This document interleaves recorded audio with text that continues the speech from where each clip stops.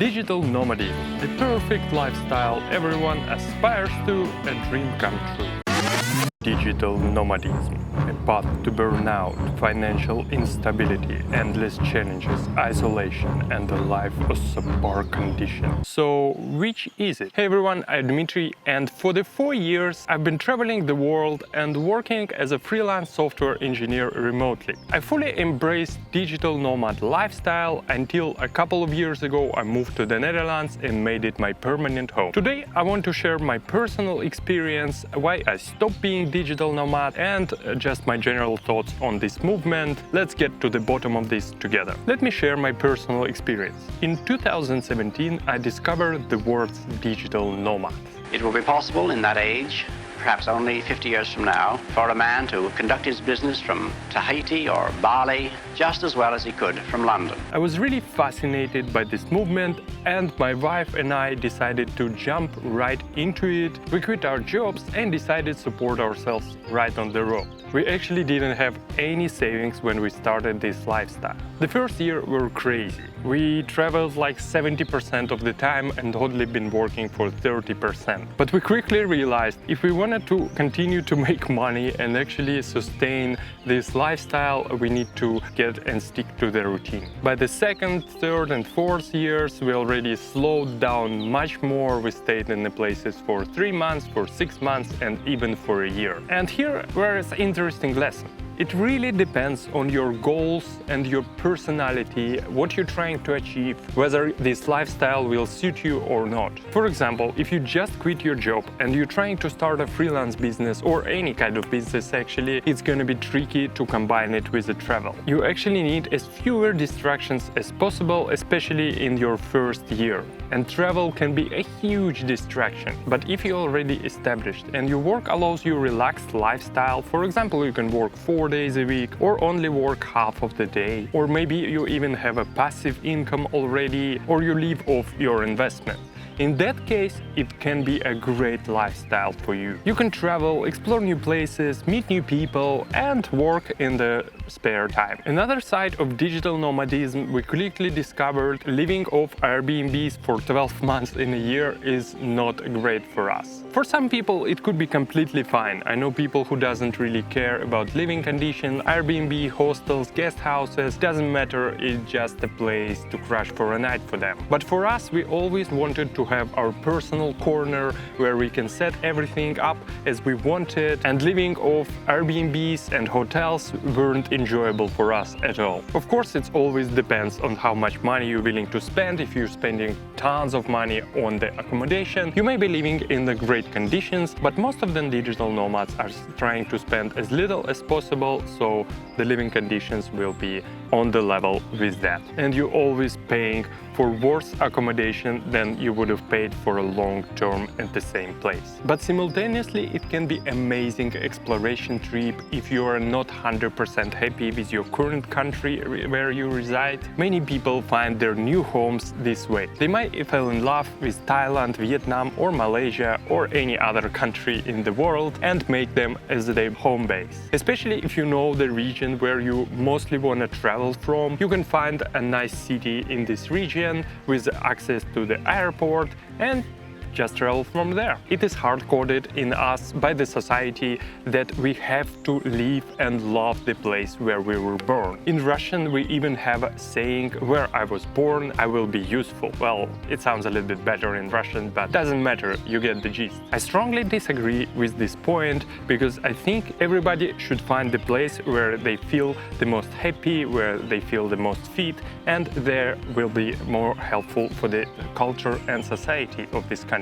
Of course, it's not always easy with visas, permits, government stuff, but sometimes it's worth the effort, in my opinion. And digital nomading is a perfect way to test the water before committing and becoming an expat somewhere. And most digital nomads I talked to eventually decided to have some kind of home base somewhere in the world. It may be in their home country or the new country they discovered. It's just impractical to constantly traveling with all your stuff or just don't have any stuff. Sometimes people just get tired of it.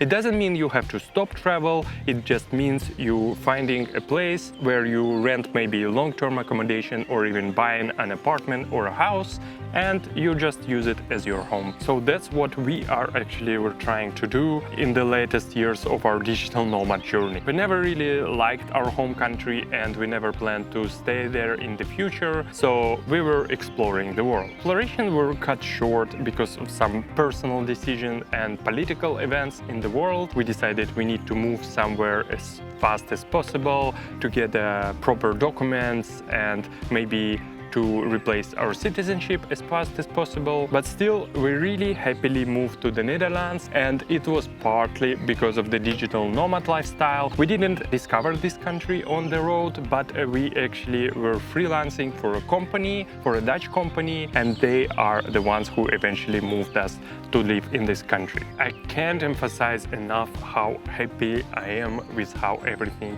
turned out.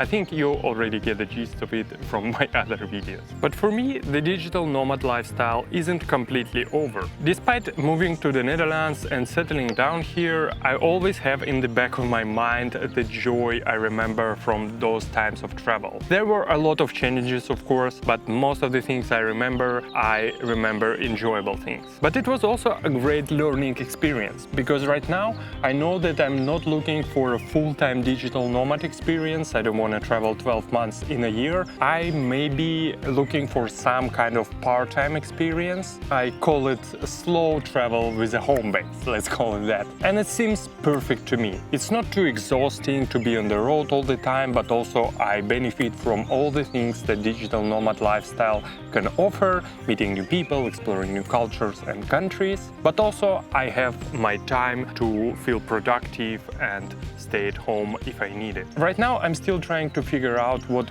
these terms is gonna be. Maybe it's 6 months on the road, 6 months at home, or maybe only a winter on the road when it's a little bit depressing in the Netherlands in terms of weather, and then the rest of the year at home. But I'll figure it out with experimenting.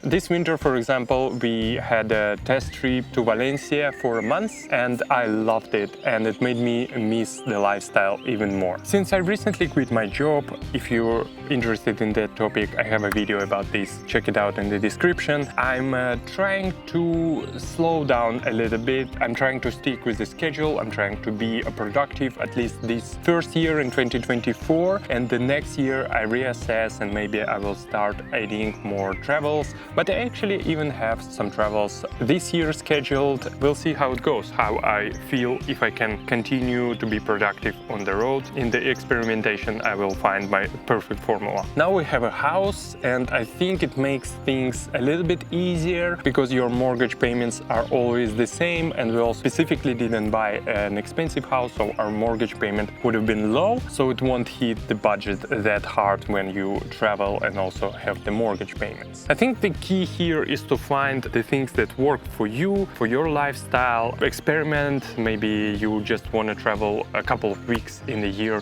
and that's enough as a touristic trips, or maybe you want to travel 9 months and 3 months stay at your home and then adjust your lifestyle to meet these conditions. I would be really curious actually what other setups people are having. If you already figure out your personal schedule or setup for travel, or how you adjusting it with your home base, or you don't even have a home base, just let me know in the comments. It would be really interesting to read and get inspired by other ideas. For most people, committing to it 100% maybe not the best idea, and I recommend always having a backup plan. Go to travel for 6 months or maybe even a year, and you will quickly learn about what you like, what you don't like, because this lifestyle is really a self-discovery, self-learning lifestyle, so you learn very quickly about yourself. Maybe you love it completely and you sell everything and move to Thailand, or maybe you didn't love it as much, and in that case you will always have a place to go back to where you've been before. Or you, like me, will find some middle ground. And the last thing, don't forget about the financial part. It's very important. Take it from someone who jumped right into it with zero at their saving account. It was extremely stressful at first when I was traveling and also trying to hit off my freelance business. Eventually ended up pretty well for me, but it could also went pretty wrong, so I do not recommend doing so. It's much better to have a plan how you're going to sustain yourself and maybe spend some time saving up before jumping right in. You will enjoy it much more, believe me. Also consider your line of work. If you're working full-time, for example, how you're going to combine this with traveling, make a schedule where exactly you're going to be traveling and when are you going to be working, how it all works with the time zones, with maybe some legal side of things. Make a plan. You don't need to get caught up in this controversy and polarizations of opinion about digital nomad lifestyle. Some people say they love it, some people say they hate it. You just make sure you find something that works for you and makes you happy. This is the most important things, and people on the internet, they can continue tear each other down for their opinions. Thank you for watching, and remember, the best lifestyle is the lifestyle that makes you happy. Check my other videos about digital nomad lifestyle here and here. Like this video, follow me on Instagram for day-to-day updates, subscribe to the channel, and see you in the next one. Doo-doo.